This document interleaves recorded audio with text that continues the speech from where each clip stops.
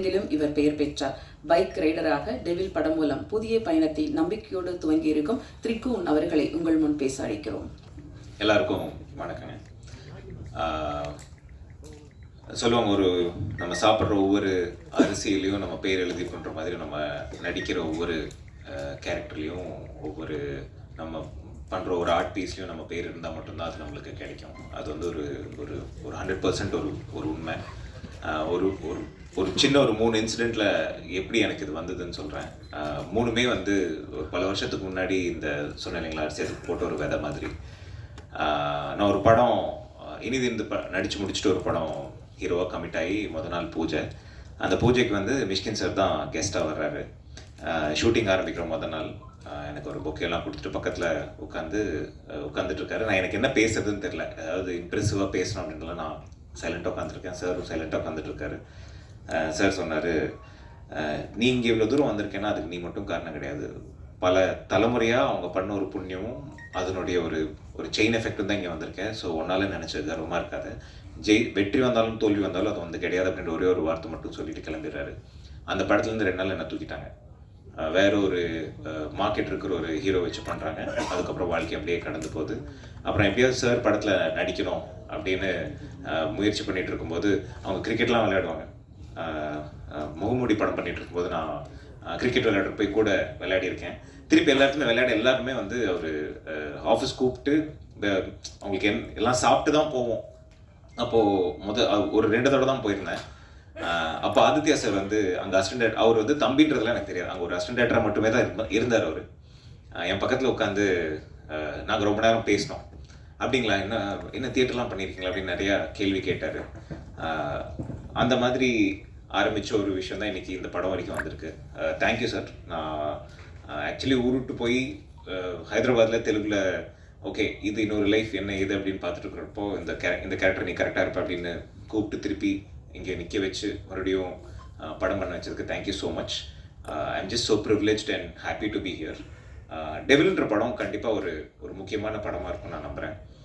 இன்னைக்கு இருக்கிற ஒரு சூழ்நிலையில் வந்து ஒரு கப்பலினுடைய ரிலேஷன்ஷிப் வேறு எல்லாமே வந்துருச்சு. எல்லா விதமான மெட்டீரியல் கம்ஃபர்ட்டும் வந்துருச்சு. இந்த மாதிரி ஒரு இடத்துல வந்து ஒரு ரிலேஷன்ஷிப் எப்படி என்ன அப்படின்றதோட ஒரு மாடர்ன் டேக் வந்து ரொம்ப அழகாக சொல்லியிருந்தார். அண்ட் ஸ்ரீகாந்த் சார் என்ன சொல்கிறது, எல்லாத்துக்குமே எனக்கு எப்போ டவுனாக இருந்தாலும் ஒரு ஃபோன் பண்ணுறது தான். படத்துக்கு சம்மந்தம் இருக்கோ இல்லையோ, ஒரு பழக்கானத்துலேருந்து அவருக்கு எனி திங் யார்கிட்டையாவது பேசணும், ஒரு 1/2 மணி நேரம் அவர்கிட்ட எப்படியாவது டைம் எடுத்து பேசக்கூடிய ஒரு ஆள். Thank you for always being there sir. And Gnanasekar sir, Hari sir, இந்த மாதிரி ஒரு நல்ல படத்தை வந்து நீங்கள் ப்ரொடியூஸ் பண்ணது thank you so much. And Karthik, you given some great visuals, thank you so much. Sami sir, ரொம்ப சிம்பிளாக அப்படி மீட் பண்ணோன்னு சொன்னேன். ஆனால் அந்த மாதிரி இத்தனை வருஷத்தில் நான் இது கிட்டத்தட்ட ஒரு 20 படத்துக்கிட்ட நான் நடிச்சிருக்கேன். யாரும் என்னை இப்படி தாங்கினது கிடையாது. Thank you so much sir. ஒரு படத்தில் வந்து ஒரு பைக்கர், ஒரு தாய் பாசத்துக்காக எங்கிற ஒரு கேரக்டராக நடிச்சிருப்பேன். அந்த பாசத்தை வந்து அவர் எனக்கு கொடுத்தாரு. படம் ஃபுல்லாக ரொம்ப தாங்கி பார்த்துக்கிட்டார். ஒரு ஆர்டிஸ்ட் வந்து அப்படி பார்த்து I've never felt that way. Thanks for make me feel that way. அதுதான் எனக்கு இந்த படத்தில் கிடைச்ச பெரிய டேக்அவே அதுதான். ஏன்னா ஒவ்வொரு படம் ஒரு கேரக்டர் முடிச்சு வரும்போது we should become better persons. கண்டிப்பாக அதில் எல்லாத்துலேயும் ஒரு மாற்றம் வரும், ஆனால் அது ஒரு பெட்டரான மாற்றமாக இருக்கணும். அண்ட் பூர்ணா, நாங்கள் ஒரு சீன் பண்ணிகிட்டு இருக்கும்போது அவங்க ஒரு நாள் உள்ளே போய் படுத்துட்டாங்க. ரொம்ப தலைவலிக்குது, வாந்தியெல்லாம் எடுத்துகிட்டு போய் உள்ளே போய் படுத்துட்டாங்க. நைட் சீன் ஒரு 3 நாள். நான் காலைல பெங்களூர், நைட்டு வந்து சென்னை அப்படின்னு 3 நாளாக ஃப்ளைட் பிடிச்சி ஷூட் பண்ணிகிட்டு இருக்கேன். ஒரு கன்னட படமும் டெபிலும் பண்ணிகிட்ருக்கேன். என்னடா இந்த பொண்ணு இவ்வளோ கஷ்டப்பட்டு பண்ணிகிட்டு இருக்கோம், அந்த பொண்ணு போய் படுத்துருச்சு அப்படின்னு ரொம்ப கோவம் வந்துச்சு. இப்போ அப்புறம் தான் தெரிஞ்சது அவங்க கேரிங்காக இருந்தாங்கன்னு.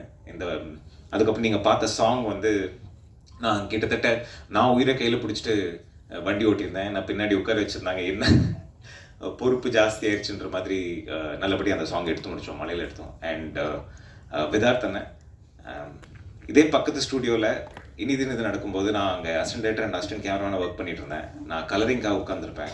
வெளியே இன்னொரு ஹீரோ உட்காந்துருப்பாரு, மைனாக்கு. காலிலேருந்து சாயங்காலம் வரைக்கும் வெளியே உட்காந்துருப்பாரு.